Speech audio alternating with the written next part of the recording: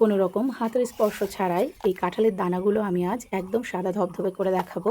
সবথেকে শেষে আছে একটা গুরুত্বপূর্ণ টিপস, তাই ভিডিওটি একটা লাইক দিয়ে শেষ পর্যন্ত দেখতে থাকুন। বীজগুলোকে পরিষ্কার করার আগে একটু রোদ্দুরে দিয়ে নেবেন, তাহলে খুব সহজে এই ওপরের সাদা খোসাটা উঠে যাবে। ঠিক এইভাবে কাঁঠালের বীজগুলো থেকে আমি এই সাদা খোসাগুলো আলাদা করে নিলাম। এবার করে দেখাবো বাকি স্টেপগুলো। আর এই কাজটা করে নেওয়ার জন্য আমাদের লাগবে একটা পাতিলেবু, তাই গাছ থেকে একটা পাতিলেবু ছিঁড়ে নিলাম। যে লেবুটা তুলে আনলাম সেটা এবার কেটে নেব।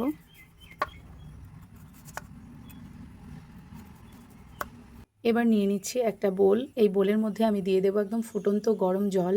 এই গরম জলটা আমি অলরেডি করে রেখেছি। একদম ফুটন্ত গরম জলটাই দিতে হবে।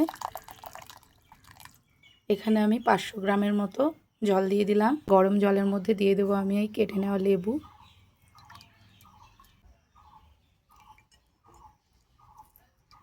এবার দিয়ে দিচ্ছি 1 চা চামচ পরিমাণ খাবার সোডা। দিতেই কেমন বাবলস ক্রিয়েট করছে দেখুন, একটা ফেনা মতো তৈরি হলো। দিয়ে দিচ্ছি আরও 1 চামচ। একটু নেড়ে দিচ্ছি।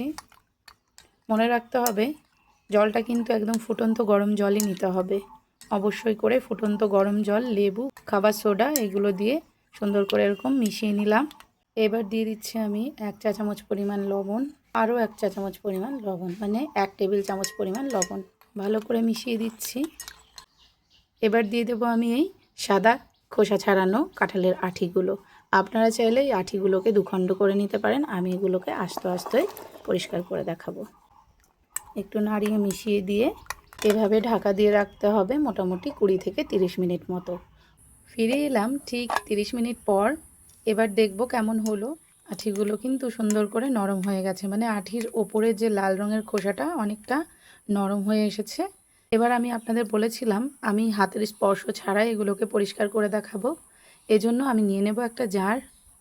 নিয়ে নিলাম এরকম একটা প্লাস্টিকের জার, আর এই জারের মধ্যেই কাঁঠালের ভিজিয়ে রাখা আঁঠিগুলো এবার ভরে নেব।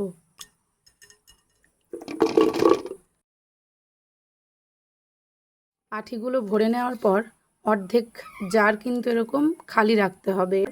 এরপর দিয়ে দেব এই গরম জল। এর মধ্যে এরকম 2 কাপ মতো। এই যে আরও 1 ফালি লেবু নিয়ে এর মধ্যে এবার রস করে দিয়ে দিচ্ছি। এটাও দিয়ে দিলাম। এবার নিয়ে নিয়েছি একটা তারের কড়াই মাজনি, এটা এবার আমি এর মধ্যে দিয়ে দিচ্ছি। এবার এটাকে অনবরত ঝাঁকাতে হবে মোটামুটি 3 মিনিট মতো।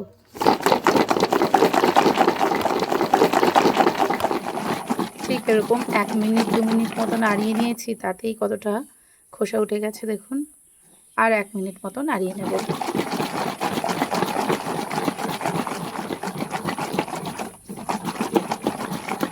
আচ্ছা,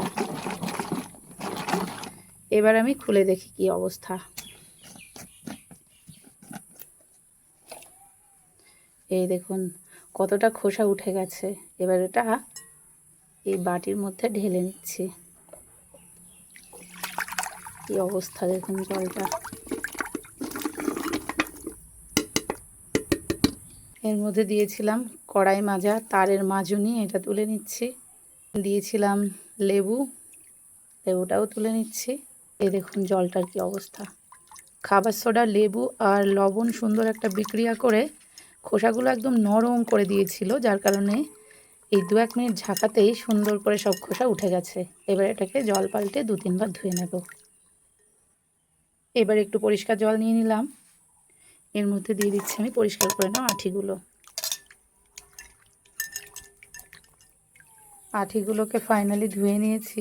এই দেখুন আঁঠিগুলো কি সুন্দর সাদা হয়ে গেছে, একটু খোসা নেই। এবার একটা বাটি ভালো করে মুছে নেব।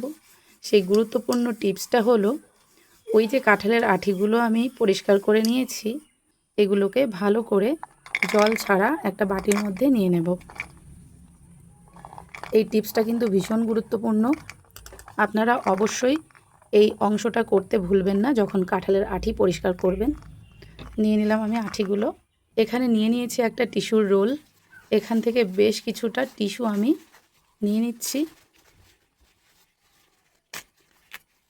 বেশ এতটা পরিমাণ টিস্যু নিয়ে নিলাম। টিস্যু দিয়ে এই কাঁঠালের আঁঠিগুলোকে ভালো করে মুছে নিতে হবে, যাতে একটু এর মধ্যে জল না থাকে। কারণ এরকম জল যদি থাকে, আমরা কাঁঠালের আঁঠিগুলো যখন ফ্রিজে স্টোর করব, কিছুদিন পর গিয়ে এই আঁঠিগুলো আর সিদ্ধ হবে না। তাই এই স্টেপটা কিন্তু অত্যন্ত জরুরি। এরকম একটা ছড়ানো প্লেট নিয়ে নিলাম। প্লেটটাকে ভালো করে মুছে নিচ্ছি। ভালো করে মুছে এটাতেও খেয়াল রাখতে হবে যাতে একটুও জল না থাকে, কারণ অলরেডি আঁঠিগুলো আমরা টিস্যু দিয়ে ভালো করে জল সোক করে নিয়েছি। এবার এই শুকিয়ে নেওয়া আঁঠিগুলোকে দিয়ে দেবো আমি এই প্লেটের মধ্যে। টিস্যু দিয়ে মুছে নেওয়ার পরেও যদি কোনো একটু ময়েশ্চার জলীয় অংশ থেকে থাকে, তাহলে এই ফ্যানের বাতাসে শুকিয়ে যাবে। এবার এটাকে আমি ফ্যানের বাতাসে 5 থেকে 10 মিনিটের জন্য রেখে দেব। পরিষ্কার করা কাঁঠালের আঁঠিগুলোকে স্টোর করার জন্য এরকম একটা এয়ারটাইট বক্স নিয়ে নিয়েছি। এবার এই আঁঠিগুলোকে এই বক্সের মধ্যে রেখে দেব। ফ্যানের বাতাসে এটা শুকিয়ে নিয়েছি, মানে আঁঠিগুলোকে ভালো করে শুকিয়ে নিয়েছি। একটু সামান্য এরকম হালকা ময়েশ্চার থাকলে কোনো অসুবিধা নেই। তার জন্যও কি করতে হবে সেটাও বলে দিচ্ছি। এই যে আঁঠিগুলোকে নিয়ে নিলাম বক্সের মধ্যে। আবারও এই টিস্যু রোল থেকে 2টো পার্ট টিস্যু আমি ছিঁড়ে নিচ্ছি। এই 2টো পার্ট টিস্যু নিয়ে ঠিক এইভাবে আঁঠির ওপরে দিয়ে এরকম বক্স দিয়ে ঢাকা দিয়ে দিতে হবে। তাহলে যে এক্সট্রা ময়েশ্চার বা জলীয় অংশ থাকবে সেটা কিন্তু ওই টিস্যুর মধ্যে শুষে নেবে। অতএব আঁঠিগুলো একদম শুকনো হয়েই থাকবে বক্সের মধ্যে। ঠিক এইভাবে আমি বক্সের মধ্যে রেখে দিয়ে আগামী কিছু মাস আমি খেতে পারবো। যখন মন চাইবে তখন বার করে, রেগুলার পরিষ্কার করার ঝামেলাও থাকবে না। আর এই আঁঠি পরিষ্কার করার ভিডিওটা যদি আপনাদের ভালো লাগে তাহলে অবশ্যই শেয়ার করে সবার দেখার সুযোগ করে দেবেন। আর যদি চ্যানেলে নতুন হন তাহলে অবশ্যই চ্যানেলটিকে সাবস্ক্রাইব করে পাশে থাকা বেল আইকনটি প্রেস করে দেবেন। ভিডিও ভালো লাগলে অবশ্যই একটা লাইক আর হাইপ দিতে ভুলবেন না। ফেসবুক পেজ থেকে দেখলে অবশ্যই পেজটিকে ফলো করে দেবেন। সবাই ভালো থাকবেন, সুস্থ থাকবেন। টাটা।